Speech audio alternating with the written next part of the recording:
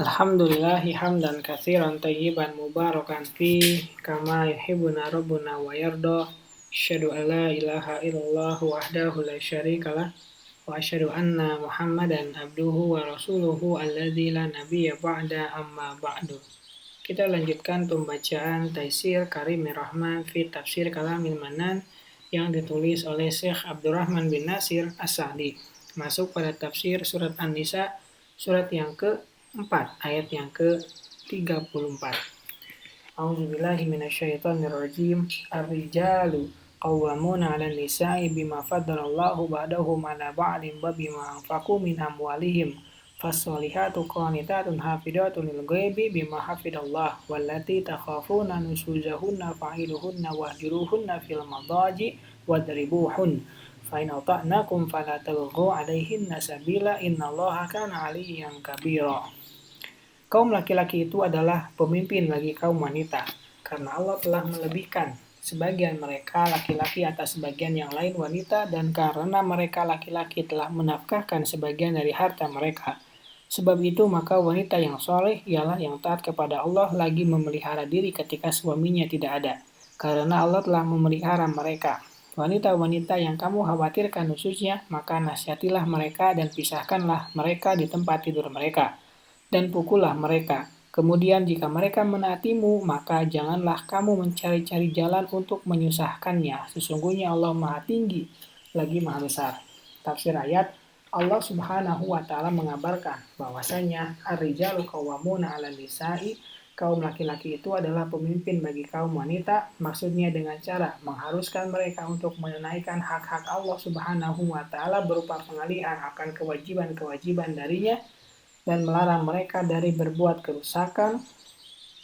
Laki-laki wajib untuk menekankan hal tersebut kepada mereka, dan laki-laki juga adalah pemimpin mereka dengan memberikan nafkah kepada mereka berupa pakaian dan tempat tinggal. Kemudian Allah menyebabkan sebab yang mengharuskan fungsi laki-laki tersebut sebagai pemimpin dan sebagai pemimpin atas wanita dalam firman-Nya, bima fadalallahu ba'dahum 'ala ba'din wa bima anfaqu min amwalihim. Oleh karena Allah telah melebihkan sebagian mereka laki-laki atas sebagian yang lain, wanita, dan karena mereka laki-laki telah menafkahkan sebagian dari harta mereka, yaitu disebabkan karena keutamaan laki-laki atas wanita dan kelebihan yang diberikan Allah kepada mereka atas wanita. Pengutamaan laki-laki atas wanita disebabkan dari berbagai segi. Dari segi kekuasaan adalah dikhususkan bagi laki-laki kenabian, keusulan pengkhususan mereka dalam berbagai macam ibadah seperti jihad, sholat hari raya, dan sholat Jumat. Dan apa yang telah Allah berikan secara khusus buat mereka berupa akal pikiran yang matang, kesabaran, dan ketegaran yang tidak dimiliki oleh wanita. Demikian juga Allah mengkhususkan mereka dengan kewajiban memberi nafkah kepada istri. Bahkan pada sebagian besar nafkah laki-laki dikhususkan untuknya dan diistimewakan dengannya daripada wanita. Dan mungkin hal itu adalah rahasia dari firman Allah, wa bima anfaqu, karena mereka telah menafkahkan, dan menghilangkan objek dalam kalimat tersebut menunjukkan kepada nafkah secara umum.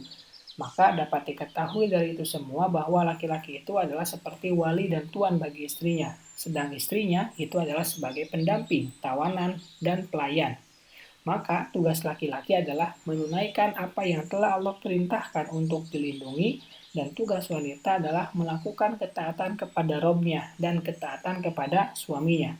Oleh karena itulah Allah berfirman, "Fassolihatu qaninatun."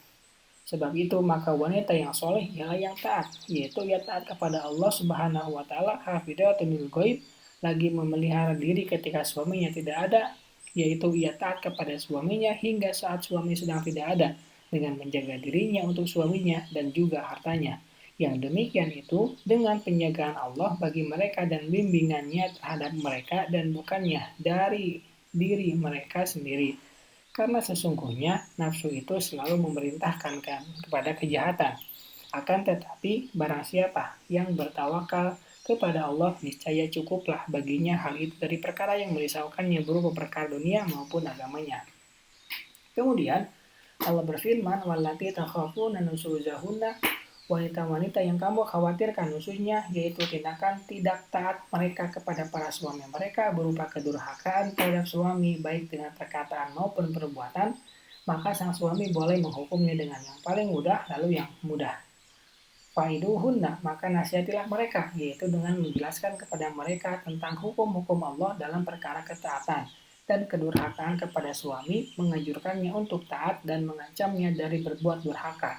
Bila ia kembali taat, maka itulah yang diharapkan. Namun bila tidak, maka suami boleh memisahkan istri di tempat tidurnya, yaitu suami tidak menggaulinya dengan tujuan sampai perkara yang diinginkan tercapai. Namun bila tidak tercapai, maka suami boleh memukulnya dengan pukulan yang tidak membahayakan, tidak meninggalkan luka. Dan bila perkara yang diinginkan tercapai dengan salah satu dari cara-cara tersebut di atas, kemudian mereka kembali taat kepada kalian, fala tabghu alaihinna sabila. Maka janganlah kamu mencari-cari jalan untuk menyusahkannya. Maksudnya, karena telah tercapai apa yang kalian kehendaki, maka janganlah kalian mencelanya atas perkara-perkara yang telah berlalu tersebut dan mencari-cari kekurangan yang sangat berbahaya bila disebutkan di mana hal itu akan menimbulkan keburukan. Innallaha kana aliyan kabira, sesungguhnya Allah maha tinggi lagi maha besar, yaitu miliknya ketinggian yang mutlak dari berbagai segi dan pandangan, ketinggian zat, ketinggian kuasa, dan ketinggian kemampuan, dan yang maha besar di mana tidak ada yang lebih besar, lebih mulia, dan lebih agung daripada Allah Subhanahu wa Ta'ala. Dia memiliki keagungan zat dan sifat. Subhanakallahumma wa bihamdika asyhadu an la ilaha illa anta astaghfiruka wa atubu ilaik. Assalamualaikum warahmatullahi wabarakatuh.